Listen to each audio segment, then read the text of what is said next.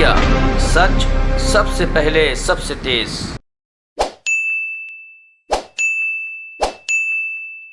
Dev ji, press और media के साथियों, आप सभी का आज की इस प्रेस वार्ता में दिल से स्वागत करता हूं। मैं आज आपके सामने एक बहुत अहम समस्या जो हमारे जवानों की है, उनकी आपके साथ बात करना चाहता हूं। जिस मुद्दे को मैं उठा रहा हूं वो 24 लाख जवान और 6.5 लाख हमारे जवानों की विधवा, हमारे शहीदों की विधवा और उनके परिवारों के साथ जुड़ा हुआ ये मसला है। मैं ऑनरेबल सुप्रीम कोर्ट का भी धन्यवाद करता हूं कि जिस मुद्दे को मैं आज आपके सामने रख रहा हूं, उसी बात का संज्ञान लेते हुए ऑनरेबल सुप्रीम कोर्ट ने 2 दिन पहले सेंट्रल गवर्नमेंट को लताड़ते हुए कहा कि आप जो उज्जवल चित्र दिखा रहे हो, आप जो गुलाबी चित्र दिखा रहे हो, वो असल में है नहीं, असलियत कुछ और है। और ऑनरेबल सुप्रीम कोर्ट ने सरकार से डाटा भी मांगा है और पॉलिसी की डिटेल भी मांगी है। हमारे जो जवान हैं, आज हम चैन की नींद देश में हम इसलिए ले रहे हैं क्योंकि हमारे जवान दुर्गम क्षेत्र में, मुश्किलों के बीच में इस देश की सुरक्षा के लिए डटे हैं। लेह में, लद्दाख में, ऐसे एरिया में जहां तैनात रहते हैं जहां -40 डिग्री और कभी कभी -48 डिग्री तक तापमान गया है, -48 तक। और वहां पर हमारे जवान हमारे देश की सुरक्षा के लिए डटे रहते हैं। इन जवानों को न्याय मिले, समानता मिले और सम्मान मिले, इसकी चिंता सभी सरकार को भी करनी चाहिए और हर देशवासी को करनी चाहिए। पुरानी सरकारों ने इसका हर वक्त ख्याल भी रखा और एक मुद्दा था जिसको लेके कोश्यारी कमेटी बनाई गई कि अगर एक जवान एक पोस्ट पे एक पर्टिकुलर पीरियड के लिए सेवा देता है और फिर रिटायर होता है, उसी पोस्ट पे उतना ही पीरियड उसके बाद कोई जवान काम करके रिटायर होता है और दोनों के पेंशन जब लेने की बात आती है तो उसमें डिफरेंस था, विसंगतता थी। तो एक कोश्यारी कमेटी बनाई गई। कोश्यारी कमेटी ने हमारे देश के जवानों के न्याय, समानता और सम्मान को नज़र में रखते हुए 1 रैंक 1 पेंशन OROP की फॉर्मूला दी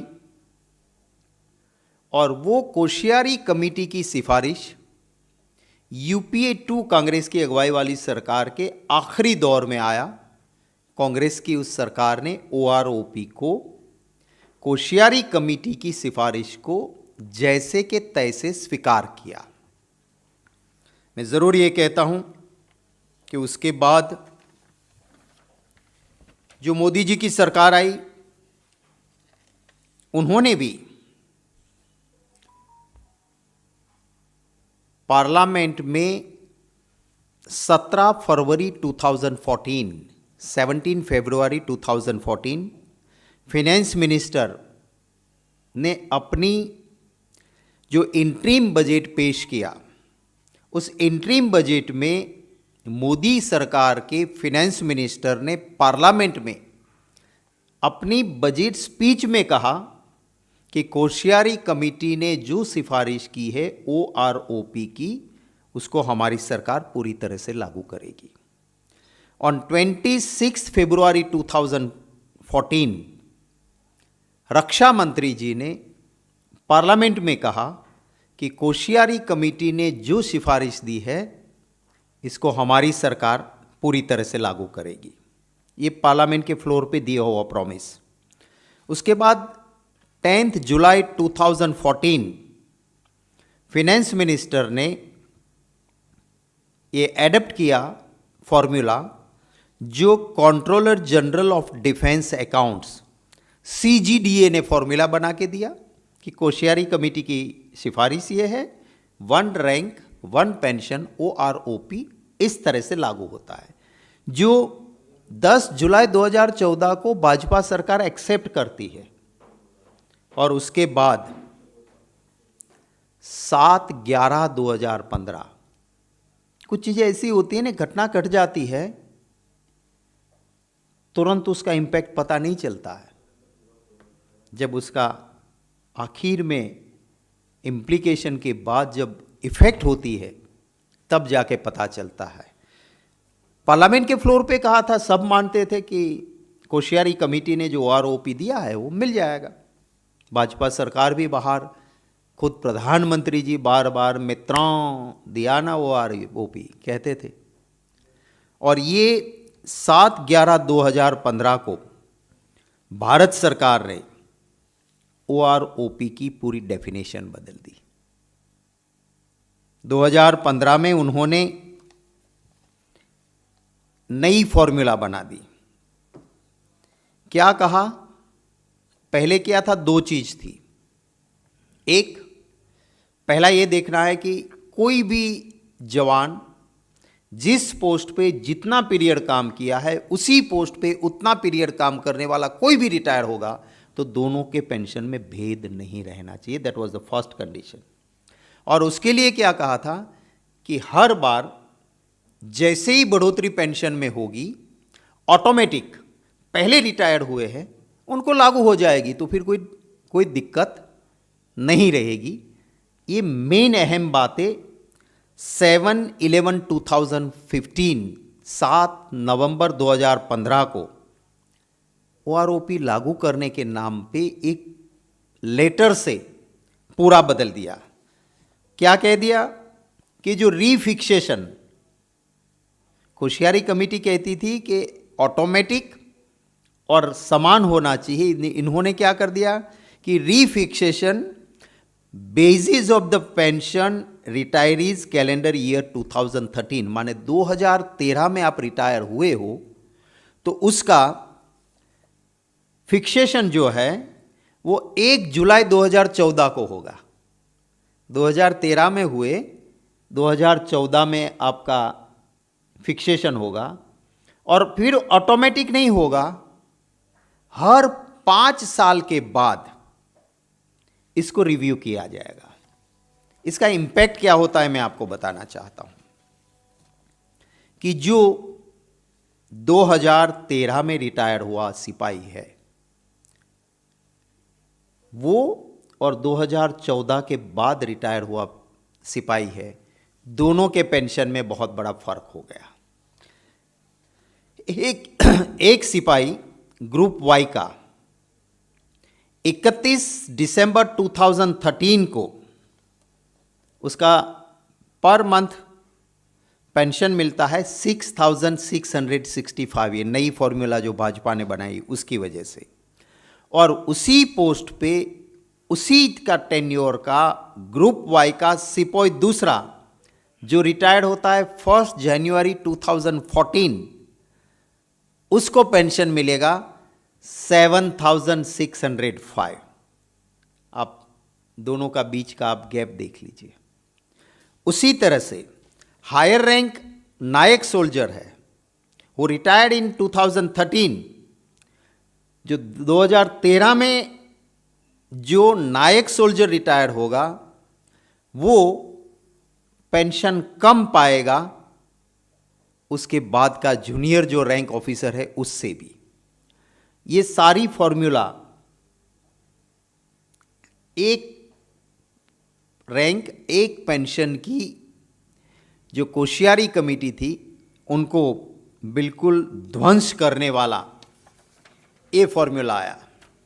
नाउ अब जो ऑटोमेटिक पेंशन रिवाइज नहीं होता है, उसकी वजह से जो सोल्जर 7th पे कमीशन का जिसको लाभ, सोल्जर में सिर्फ सिपाही की बात करता हूं, उस सोल्जर को 2014 से पहले अगर रिटायर्ड हुआ है और 7th पे कमीशन का उसको लाभ नहीं मिलेगा, उसकी वजह से उसे हर महीने 2548 रुपीज़ का लॉस हर महीने होगा। मैं आपके कैलकुलेशन और इसमें आपको सुविधा रहे, इसके लिए जो मेरा एक इंग्लिश नोट है वो मैं विनीत भाई को कहूँगा आपको मेल कर देंगे, जिससे आपको ये जो पूरा कैलकुलेशन उसको समझने में आसानी रहेगी। एक और हमारी आर्मी की बहादुरी, हमारे जवानों की शहीदी, आज तक किसी सरकार ने उसके नाम पे ना राजनीति की ना वोट मांगे। दूसरी ओर आज की सरकार है जो हमारे जवानों की बहादुरी पे वोट बैंक पॉलिटिक्स भी करते हैं और उनका अधिकार OROP कोशियारी कमेटी की सिफारिश पार्लियामेंट में आप स्वीकार करते हो और फिर एक लेटर के जरिए आप दोनों चीजें बदल देते हो। जो 1 रैंक 1 पेंशन में की जगह आप 2013 में रिटायर हुए हैं तो आपका फिक्सेशन 2014 से लागू करेंगे और ऑटोमेटिक फिक्सेशन की बजाय 5 साल के बाद ही फिक्सेशन होगा, जिससे ना 1 रैंक 1 पेंशन टिकता है, असमानता आती है। मैं मांग करता हूं कि मोदी जी इन मुद्दों का जवाब दें। कोशियारी कमेटी की सिफारिश ज्यों की त्यों लागू करना, आपने पार्लियामेंट के फ्लोर पे झूठ क्यों बोला? सिर्फ एक लेटर से ये नुकसान क्यों? जो हमारे 24 लाख फौजी, 6.5 लाख विडोज, हमारे शहीदों की विधवाएं भी उसमें शामिल हैं, उनके परिवारों को ये नुकसान क्यों? और जो ऑटोमेटिक पेंशन फिक्सेशन की बजाय 5 साल के बाद रिव्यू करके आपने जो नुकसान 7th पे कमीशन का बड़ा नुकसान हमारे जवानों को हो रहा है वो क्यों? और जैसे का तैसा ही आप क्यों नहीं लागू करना चाहते हो? ये मेरे मेन सवाल मोदी जी को है। मैं फिर से ऑनरेबल सुप्रीम कोर्ट का धन्यवाद करता हूँ कि ऑनरेबल सुप्रीम कोर्ट ने 2 दिन पहले इस मुद्दे को गंभीरता से लेते हुए सरकार की जो खोखली बातें थी उसमें कहा कि रोज़ी पिक्चर मत दिखाओ, रियलिटी कुछ अलग है। और यही हकीकत मैंने आपके सामने रखी है। आपके कोई सवाल होंगे तो उनका स्वागत रहेगा। Any questions? इसी टॉपिक पे पहले हो तो ठीक। सर मेरा सवाल यूक्रेन और रूस का जो मुद्दा चल रहा है उस पर है। यूक्रेन में तकरीबन 18,000 जो भारतीय स्टूडेंट्स हैं वो फंसे हुए हैं, लेकिन सरकार ने अभी तक उनको निकालने का कोई फैसला नहीं लिया। जो पेरेंट्स हैं वो लगातार सरकार से अपील कर रहे हैं, आप क्या कहेंगे? देखिए, सरकार को इसकी चिंता ज़रूर करनी चाहिए। मैं भी देखता हूँ, सोशल मीडिया पे भी आता है, मुझे भी कुछ विद्यार्थियों के पेरेंट्स के फ़ोन आए कि साहब आप प्राइस तो देख लो, यूक्रेन से अगर भारत आना था तो कितने टिकट थी और आज उसमें कितनी बढ़ोतरी हो गई है। तो सरकार पूरी व्यवस्था करें। एयरलाइंस कंपनियां हमारे देश के बच्चों के परिवार से पैनिक में वापस आना है तो उसमें बहुत पैसे उनके खर्च ना हो, उसकी भी चिंता करें। मुझे दुख है कि एयर इंडिया तो मोदी जी ने बेच दिया। आखिर पीएसयू किस काम के होते हैं? पब्लिक सेक्टर है, उसका काम मुनाफा कमाना नहीं है। वो प्रॉफिट ओरिएंटेड नहीं होते हैं, वो सर्विस ओरिएंटेड होते हैं। आज आपने ठीक ठाक किया होता, आपकी एयरलाइन होती, आप एयर इंडिया से लोगों का शोषण भी ना हो और ला सकते हो।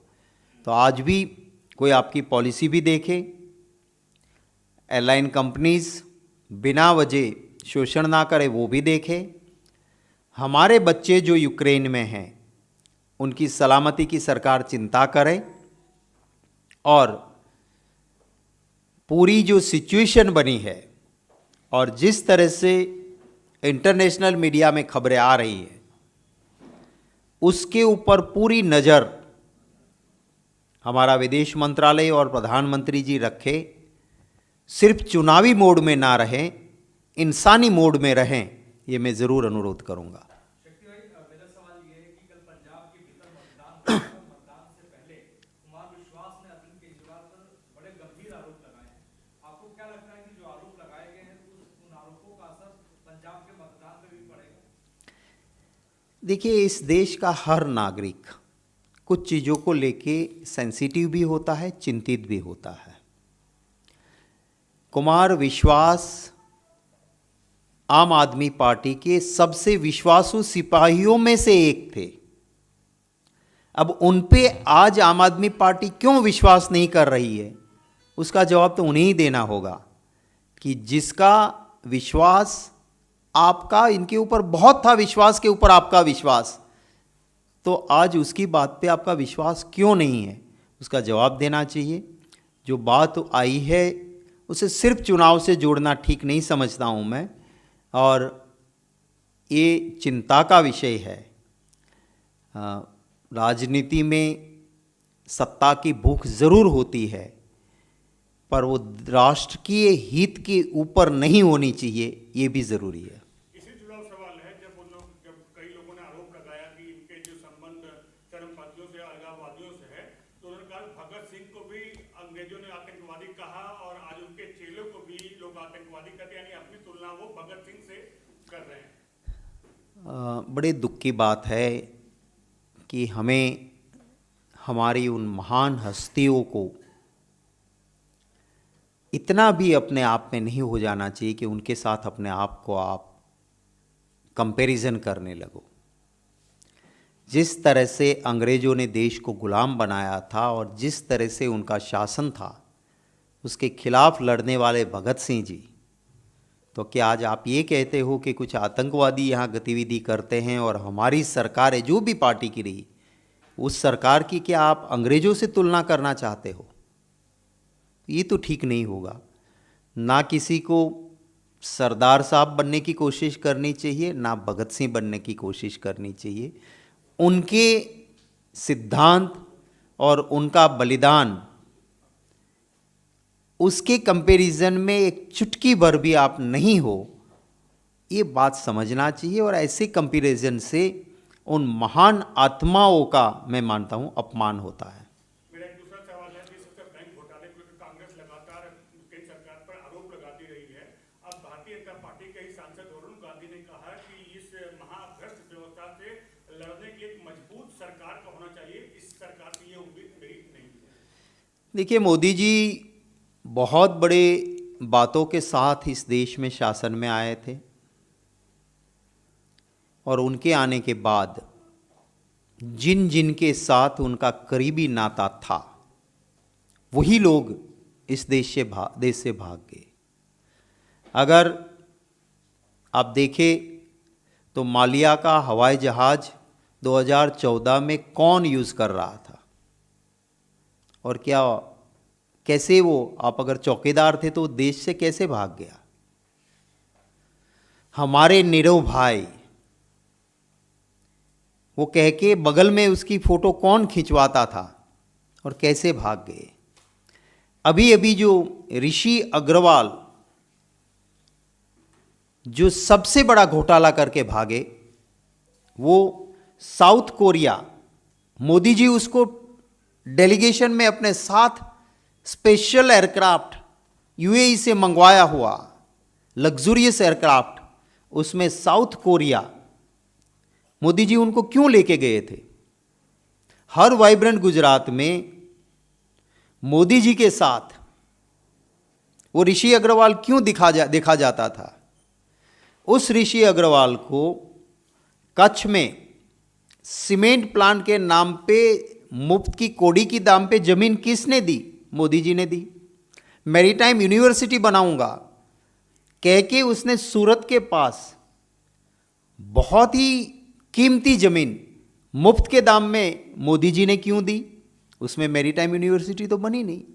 एक और आप बैंक के मुखिया को चंदा कोचर जैसे को बिठाते हो, दूसरी ओर इस फ्रॉड करने वाले को वाइब्रेंट गुजरात में बिठा के फिर पैसे दिलाते हो और फिर वो लेके भाग जाते हैं। भाजपा के एक सांसद की अंतरात्मा जागी है। मैं मानता हूं कि और भाजपा के सांसद भी इन मुद्दों पे जो राहुल जी कहते हैं डरो मत, राष्ट्र के हित के लिए आवाज़ उठाओ, वो करें। Thank you ji.